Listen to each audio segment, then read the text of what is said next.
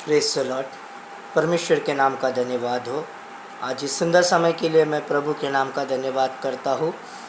परमेश्वर ने फिर एक सुंदर अवसर मेरे जीवन में दिया है, उसके पवित्र वचन को बांटने के लिए परमेश्वर का नाम का धन्यवाद। प्रभु यीशु मसीह के नाम में मैं आप सभी को प्यार भरा सलाम करता हूँ और परमेश्वर के नाम का धन्यवाद करता हूँ कि प्रभु ने ये सुंदर अवसर मेरे जीवन में दिया है और परमेश्वर ने अभी तक संभाला और परमेश्वर के नाम का महिमा करने के लिए प्रभु ने आज बहुमूल्य अवसर दिया, इसके लिए परमेश्वर के नाम का धन्यवाद। आज का मनन के लिए हम पहला शमूएल का पुस्तक उसका 30 अध्याय और 9 वचन से मैं आप सभी के लिए पढ़ता हूँ। 9 वचन से लेकर 15 वचन तक मैं आप सभी के लिए पढ़ता हूँ। तब दाऊद अपने 600 साथी जनों को लेकर बासर नाले तक पहुंचा। वहां कुछ लोग छोड़े रह गए। दाऊद तो 400 पुरुष समेत पीछा किए चला गया, परंतु 200 जो ऐसे थक गए थे कि बासर नाले के पार न जा सके वही रहे। उनको एक मिस्री पुरुष मैदान में मिला। उन्होंने उसे दाऊद के पास ले जाकर रोटी दी और उसने उसे खाया। तब उसे पानी पिलाया। फिर उन्होंने उसे अंजीर के टिकिया का एक टुकड़ा और 2 गुच्छे किशमिश दिए और जब उसने उसे खाया तब उसके जी में जी आया। उसने 3 दिन और 3 रात से न तो रोटी खाई थी और न पानी पिया था। तब दाऊद ने उससे पूछा, तू किसका जन है और कहाँ का है? उसने कहा, मैं तो मिस्री जवान और अमालेकी मनुष्य का दास हूँ और 3 दिन हुए कि मैं बीमार पड़ा और मेरा स्वामी मुझे छोड़ गया। हम लोगों ने करेतियों की दक्षिण दिशा में और यहूदा देश में और कालेब की दक्षिण दिशा में चढ़ाई की और सिकलग को आग लगवाकर फूंक दिया था। दाऊद ने उससे पूछा, क्या तू मुझे उस दल के पास पहुंचा देगा? उसने कहा, मुझसे परमेश्वर की यह शपथ खा कि तू मुझे न तो प्राण से मारेगा और न मेरे स्वामी के हाथ कर देगा, तब मैं तुझे उस दल के पास पहुंचा दूंगा। परमेश्वर के नाम का धन्यवाद हो। मेरे प्यारो, आज पृथ्वी पर हर एक मनुष्य केवल अपने लिए ही जीना चाहता है। केवल अपने सुख, अपने फ़ायदे के बारे में सोचता है, अपने स्वार्थ के बारे में सोचता है, अपनी भलाई के बारे में ही सोचता है। वो यह नहीं सोचता कि हमारे साथ में रहने वाले लोग, हमारे साथ में काम करने वाले लोग, हमें जान पहचान वाले लोग, जिनका हम अपने केवल स्वार्थ के लिए जो फ़ायदा उठाते हैं, हमारे मतलब के लिए हम किसी का उपयोग करते हैं, उनके हमारे इस बातों से किसी को ठेस पहुंच सकती है, किसी को दुख पहुंच सकता है, किसी का हृदय दुख सकता है। प्यारो, मनुष्य के शरीर में अगर कुछ तकलीफ़ है, बीमारी है, कुछ चोट लग जाती है, उसका दर्द थोड़ा समय तक होता है। लेकिन अगर हमारे मन को ठेस लगती है, हमारे हृदय को ठेस लगती है, वो दर्द सारे दर्द से बढ़कर होता है। मैं आपको शब्दों में नहीं बता सकता, लेकिन एक इंसान का जब दिल रोता है ना, एक इंसान का जब मन रोता है, उसका आत्मा दुखता है ना, उस समय का उसका परिस्थिति केवल वही व्यक्ति जान सकता है जिसको वो दर्द होता है।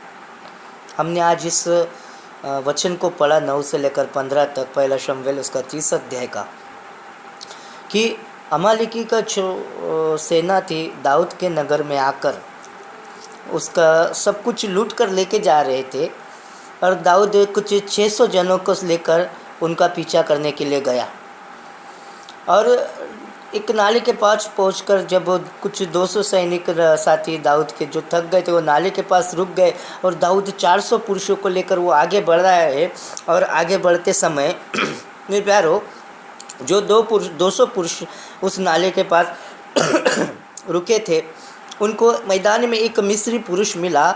उन 200 लोगों ने उस पुरुष को लिया, जहाँ दाऊद था उधर लेकर गए। उस पुरुष को खाना खिलाया, पानी पिलाया, एक अंजीर का टुकड़ा टिकिया दी, 2 किशमिश के गुच्छे दिए। जब उसने वो खाया, 12 वचन में लिखा है उसके जी में जी आया।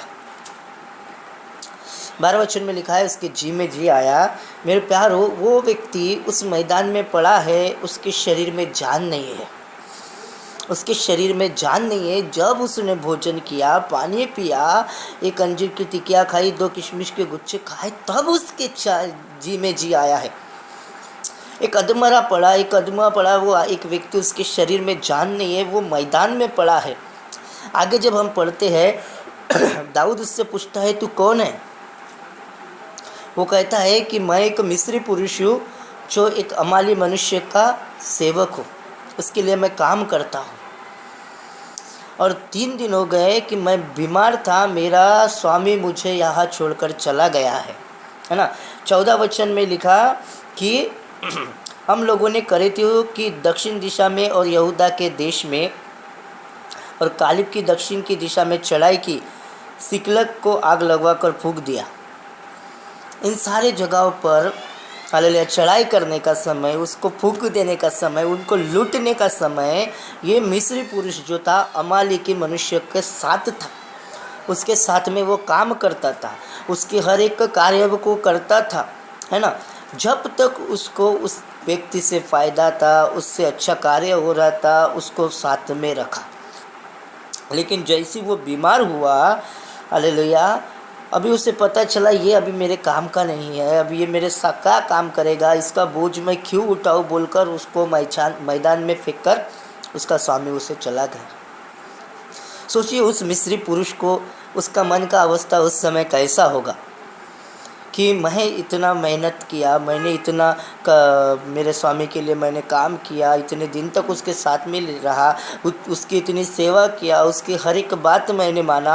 आज अगर मैं थोड़ा सा बीमार हो गया हूँ तो ये मुझे मैदान में छोड़कर फेंक कर इस तरह से चला गया है।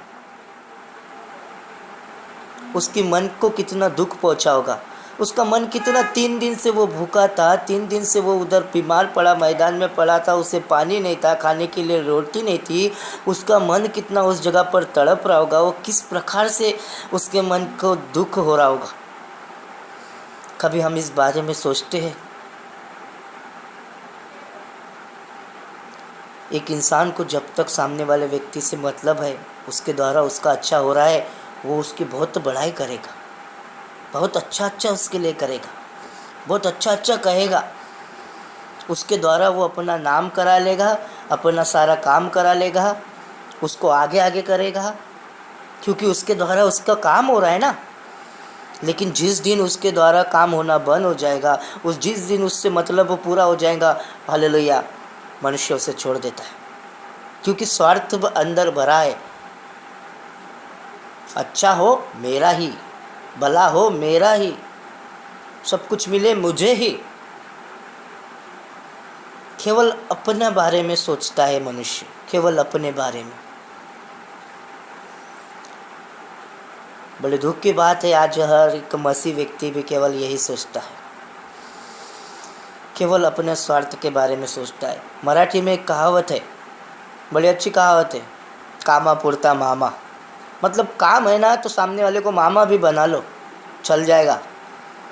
काम हो गया फिर उसे कुत्ता बोल दो, निकल जाओ, कोई फ़र्क नहीं पड़ेगा, क्योंकि मतलब हो गया है। मैं एक कुरियर कंपनी में काम करता था और वो हमारा एक जो वहाँ के जो सेठ थे, जो मालिक था, उसके हम सब करीबन कुछ 15 लोग वहाँ पे काम करते थे। उसमें से कई लोगों को शराब पीने की आदत थी, कई लोगों को फिल्में देखने की, अलग अलग तरीके के सब 15 जन थे। और वो जो शराब पीने वाले लोग थे, वो सुबह से लेकर शाम तक शराब पीकर ही काम करते थे। और जो हमारा मालिक था, वह हम लोगों से ऐसा बर्ताव करता था मानो जैसे हम उसके दोस्त हो। बचपन से हम उस साथ में खेलते हो, हम सोफे पे कुछ चेयर पे बैठे रहेंगे, बाजू में आके बैठे ना, गले में हाथ डालना, ऐसा एक दोस्त के जैसा व्यवहार करता था। और सब हमारे लिए एक ऐसा अच्छा बात करता था, अच्छा है, बहुत अच्छा है, इसके जैसा नहीं, उसके जैसा कोई नहीं, वो भी अच्छा है, वो भी ऐसा है। मतलब एक ऐसा बहुत बड़ा चढ़ा के वो क्या करता था, बात करता था।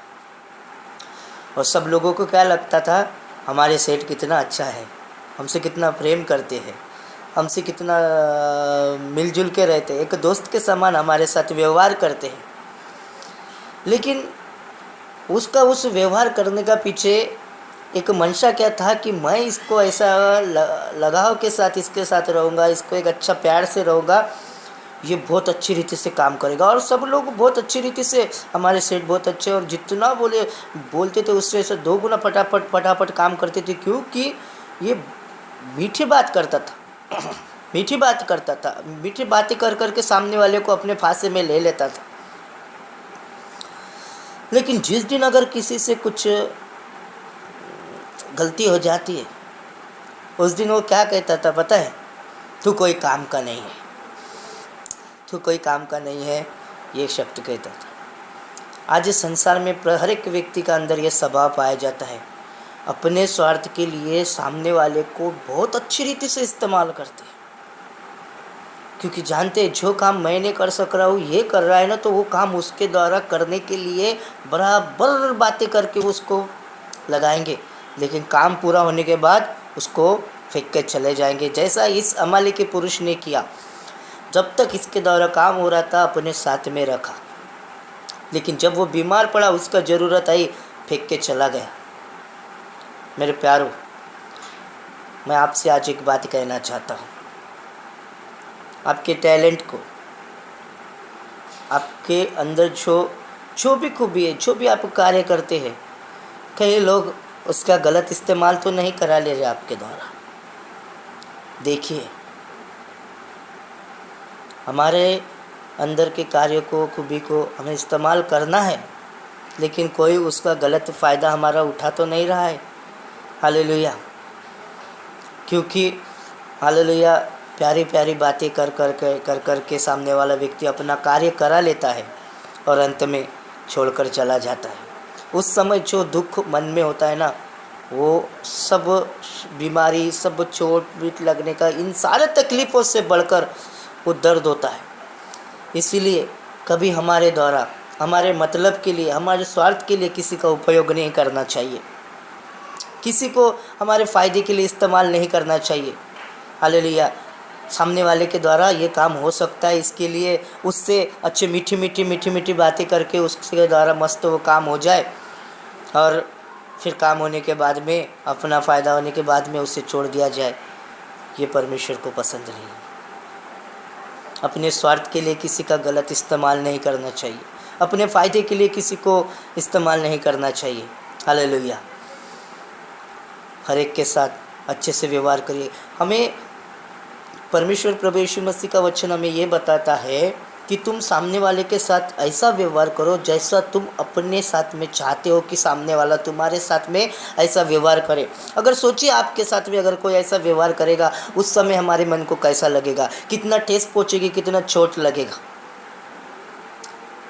इसीलिए हर एक को मैं आज आप लोगों से एक बात कहना चाहता हूँ, अपने फ़ायदे के लिए कभी किसी का इस्तेमाल ना करें, वरन हर एक के हित के लिए, हर एक के अच्छाई के बारे में सोचें, हर एक को हालेलुया आगे बढ़ने के लिए, हालेलुया जीवन में अच्छी रीति से रहने के लिए हमें प्रोत्साहित करना चाहिए, ना कि हमारे किसी बात के कारण, किसी कार्य के द्वारा किसी को चोट पहुँचे। हमें ऐसा कार्य कभी नहीं करना चाहिए। इस वचन के द्वारा प्रभु आपको आशीष दे। आमीन।